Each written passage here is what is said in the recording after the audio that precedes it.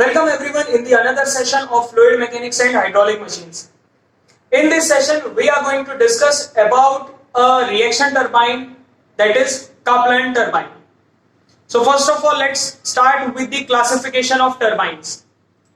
So previous videos में हमने देखा था कि hydraulic turbines को दो categories में divide किया जा सकता है. First one is impulse turbine, जिसमें हमने Pelton wheel turbine के बारे में study किया. The other category is of reaction turbine, जहां पे हम एनर्जी को partially pressure as well as kinetic form में कन्वर्ट करते हैं. तो हमने फ्रांसिस टरबाइन के बारे में ऑलरेडी डिस्कशन कर लिया है. अब इस लेक्चर में हम कापलान टरबाइन के बारे में स्टडी करेंगे. फ्रांसिस टरबाइन एक mixed flow radial flow turbine था. Kaplan turbine completely axial flow turbine है, यानी यहां पर वाटर की entry as well as exit दोनों एक्सियली होता है. तो सबसे पहले हम कापलान टरबाइन का कंस्ट्रक्शन और फिर उसके बाद कापलान टरबाइन का वर्किंग समझते हैं. सो कापलान टरबाइन एक एक्सियल फ्लो रिएक्शन टरबाइन है. अब रिएक्शन का मतलब क्या है? रिएक्शन का मतलब यह है कि सबसे पहले तो हम पोटेंशियल एनर्जी को प्रेशर और काइनेटिक दोनों फॉर्म में कन्वर्ट करते हैं, और जो पार्शियली ये प्रेशर एनर्जी बच जाती है उसे हम टरबाइन के रनर में कंप्लीटली काइनेटिक एनर्जी में कन्वर्ट कर देते हैं. यहां पर जो वाटर है वो एंटर एक्सियली होगा, यानी कि जो रनर ब्लेड्स हैं उसके अंदर वाटर एक्सियली एंटर होगा, एज वेल एज जो उसकी एग्जिट होगी वो भी एक्सियल फॉर्म में ही होगी. यूजुअली फ्रांसिस टरबाइन की तरह यहां पर गाइड मैकेनिज्म या फिर गाइड वेन्स का यूज किया भी जा सकता है, एज वेल एज नहीं भी किया जा सकता है. बट ये जो टरबाइन्स होते हैं इनका साइज फ्रांसिस टरबाइन से बहुत ही ज्यादा होता है. तो इसीलिए मोस्ट ऑफ दी जगहों पे अभी फ्रांसिस टरबाइन का यूज होता है, और Kaplan turbine as well as Pelton wheel turbines को बहुत ही कम यूज किया जाता है. The another problem with these turbines are कि इसके अंदर जो डिस्चार्ज रेट है वो बहुत ही हाई चाहिए, यानी कि लो हेड की रिक्वायरमेंट बिल्कुल लो है, यानी कि कम हाइट के डैम में भी इसे इंस्टॉल किया जा सकता है. But the requirement of water is very much higher than compare to the Pelton wheel turbine and Francis turbine. Pelton wheel में डैम की हाइट हाईएस्ट चाहिए क्योंकि वहां पर आपको मैक्सिमम इंपल्स चाहिए.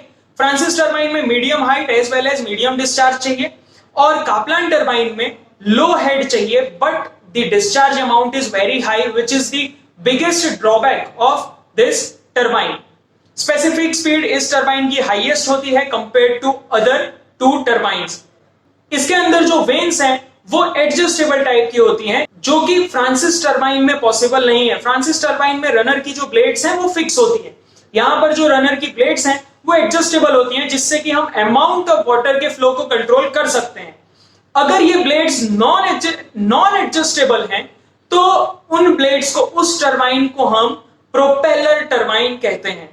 So Kaplan turbine is a kind of modification of propeller turbine.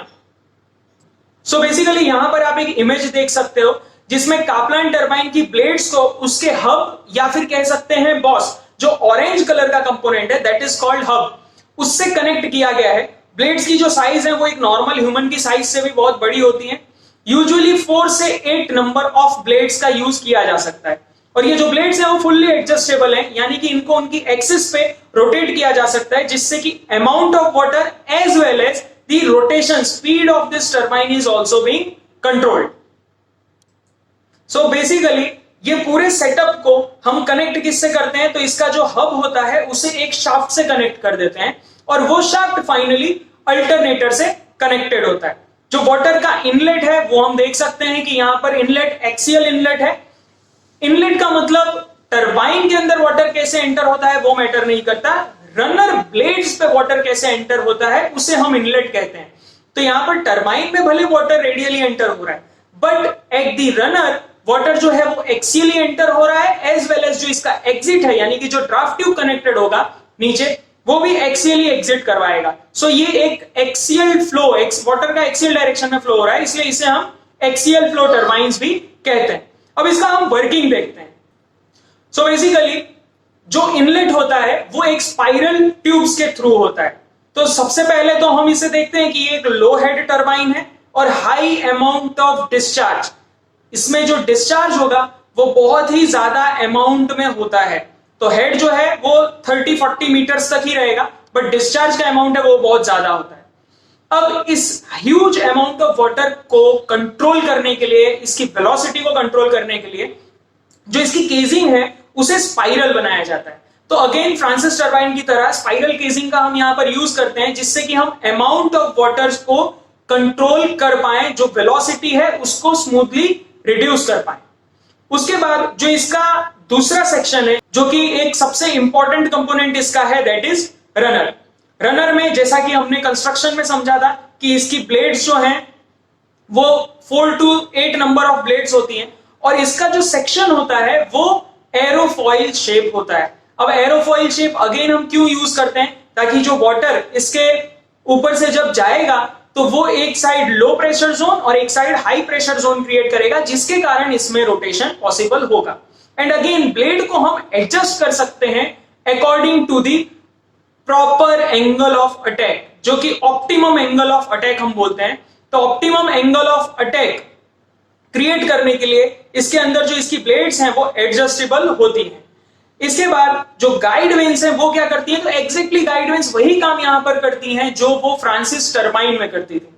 जो guide veins हैं उसका यूज हम करते हैं फ्लो और स्वर्ल। स्वर्ल क्या होता है, जैसे ही वाटर टरबाइन के अंदर एंटर होगा तो उसके अंदर एक स्वर्लिंग एक्शन क्रिएट होगा। उस स्वर्लिंग एक्शन को एब्जॉर्ब करने के लिए as well as amount of water को कंट्रोल करने के लिए हम यहां पर गाइड वेन्स का यूज करते हैं, और वो गाइड वेन्स अगेन वाटर को ट्रांसफर कर देती है रनर में, जहां पे ऑलरेडी एडजस्टेबल ब्लेड्स हैं, और वो एडजस्टेबल ब्लेड से हम कंट्रोल करेंगे amount of water as well as angle of attack.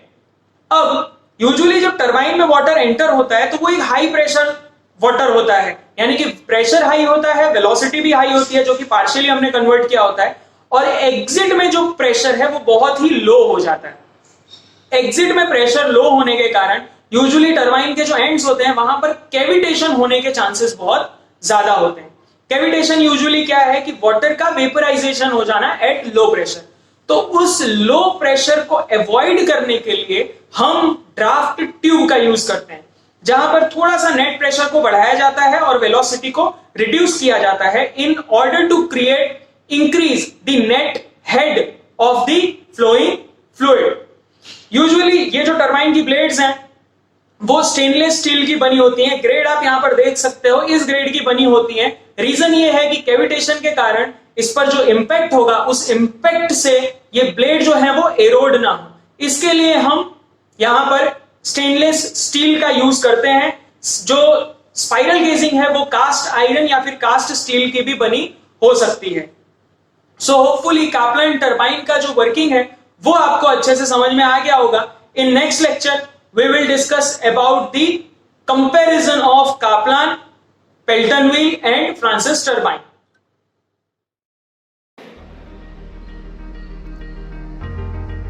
Now here are some important questions from the above topic. You can try out these by clicking on the Google link given below in the description. Thank you for watching the video.